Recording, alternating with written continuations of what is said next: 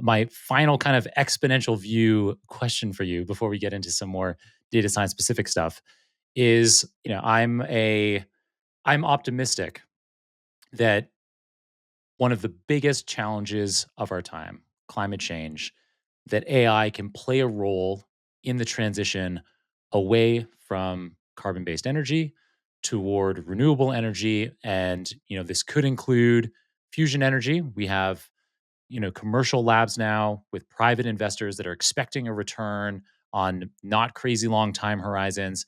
And there's a dozen different labs trying these commercial fusion approaches. But even without fusion power, solar panel efficiency and the crazy exponential growth that solar panel installation has had in recent decades, and if that kind of trend continues, it's I am hopeful, I am optimistic, but maybe it's just because I'm an optimistic person that we will be able to tackle some of the worst effects of climate change. And in our lifetime, we may even be able to start reversing them by, if you have abundant energy through fusion energy, for example, you can be pumping carbon back into the ground and storing it and reversing some of the effects that we've had. So, yeah, what are the kind of broadly speaking, I'd love to hear what you think the potential risks and benefits of transitioning from an economy dominated by oil to one driven by AI and renewables is. Well, yes, I will say to your last statement. I mean, I really agree with that. Let's kind of distill that reasonably quickly. So we know that AI requires energy build out, but in reality, I've written about this a couple of times in the New York Times and in the Financial Times in the UK as well, and elsewhere. I actually think that the build out, the demands will catalyze a greater discipline in how we build the energy system. So then the question is, what's really happening with the energy system? And what is happening is that energy is going from being a commodity where it's all about the oil price or the gas price. And by the way, over 200 years since we've had coal and 100 years or so that we've had oil, and since we've had natural gas, the cost of energy from those three systems has not got cheaper. It's got, in some cases, more expensive because it's dependent on the local dictator or autocrat and kind of physical extraction. Whereas the cost of a solar panel has dropped by, I mean, I'll forget the exact numbers, but 99%, I would be safe as saying, over the last 20 years. And that's why you see an exponential growth in the amount of solar that's being installed worldwide. And that pattern also, by the way, of exponential cost declines and growth happens with batteries. Because it's obvious to most people the sun doesn't always shine and the wind turbines doesn't always blow. But that's actually a completely solvable design problem. And the way to understand what's going on is energy becomes a technology. Technologies are things that get cheaper. They get cheaper through learning rates, but also through modularization and miniaturization. And I think the best analogy that listeners will understand, especially those who are over 47, I guess, is the shift from the telecoms network to the internet. So the telecoms network was like the old fossil system, incredibly reliable, controlled by a few companies because it was really expensive to get into it. You needed like $1 billion, which is what you need to build a coal or a gas plant. The internet comes along with these technologies, fiber optic switches, optical networking, chips, RAM, routers. Prices decline, and what you see is a dramatic decentralization. Lots of internet service providers show up. Anybody can now run a call waiting or a voicemail service hooked onto the end of an IP system. And the internet today is much more reliable, it's much cheaper, and it is better than the phone network ever was. And I think that same parallel will happen with our transition to fundamentally to solar plus batteries, but wind, traditional nuclear, and maybe one day fusion will also play a role.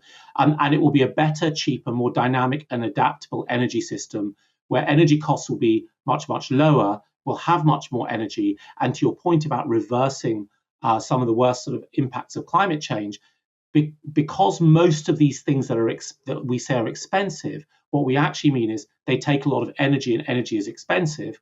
Well, they'll still take a lot of energy, but energy will be super cheap, so they will now be cheap, and that would be carbon capture and desalination and sort of other types of things that we could do.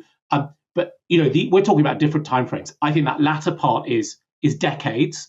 I think the former part, which is the fundamental transformation of the energy system, is probably measured in a couple of decades, rather than multiple fives or sixes, and that's where we are. And I think that is a reason to be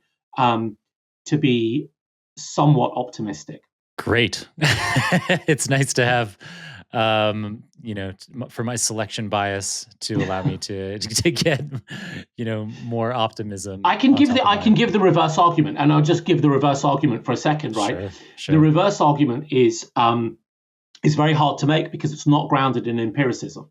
So the reverse argument is, well, there's too much materials required for solar panels, and there's too much, required for lithium. The truth is, there's a lot of science, and Nature magazine has had peer-reviewed papers on this that show the materiality of solar panels is much lower than the fossil system.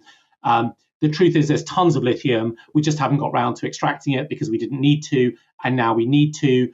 And the declining cost of batteries and the fact that we're only just starting to invest in battery research means prices will come down dramatically. And there was a paper by Oxford University researchers about 2 years ago, which said that it would be a fully renewable energy system would be cheaper to run than a fossil one. And the faster we went towards a fully renewable one, the quicker we would start to save money. And the number they had was, I don't know, some trillions of dollars, more than you and I were planning to make in the next 3 years, certainly. Oh man. Sorry Yeah, to I love how disappoint you. yeah. We're gonna have to. Well, it's not too far. If we're able to get that exponential growth to $1 billion of Oh, revenue in sure. 3 years, I mean, how far are we off Well, from maybe trillion? 6 or Really? I 7. mean, That's fine. Okay, cool. I'll see yeah, you on Mars. exactly. I love how in your most recent answer you started off by saying, I can make the counterpoint, but then you very quickly started eating into the tenets that were the Well, foundations of that argument. because the foundations are so shaky. That's the problem, right? They're just not grounded in empiricism. What they're grounded in is I'll share a couple of things. Being a guy who's been around for a long time, I remember the CEO of one of the biggest mobile phone companies in the UK telling me he would never allow their customers to pay their bills over the internet.